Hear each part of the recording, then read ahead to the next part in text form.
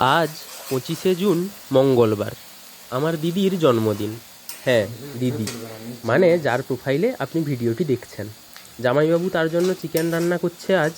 এখন মশলা কষানো হচ্ছে, ওই রেগুলারের কারি মশলা, তেল, গোটা গরম মশলা, তেজপাতা, পেঁয়াজ কুচি, আদা রসুন বাটা, কাঁচা লঙ্কা, টমেটো কুচি, হলুদ গুঁড়ো, লঙ্কা গুঁড়ো, এসব দিয়েই চিকেনটা দিয়ে এবার হাই আঁচে একটুক্ষণ নাড়াচাড়া করার পর পুরো রান্নাটা কম আঁচে আস্তে আস্তে হবে।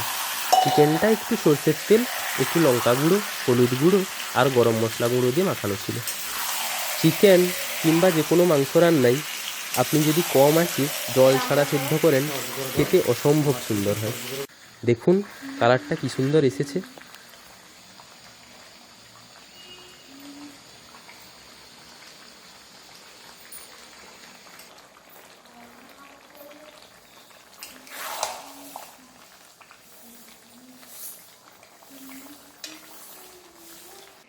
এবার উপর থেকে অল্প ঘি আর একটু গরম মশলা দিয়ে নামিয়ে নিলেই রেডি দিদির জন্মদিনে জামাইবাবুর হাতে বানানো চিকেন কষা।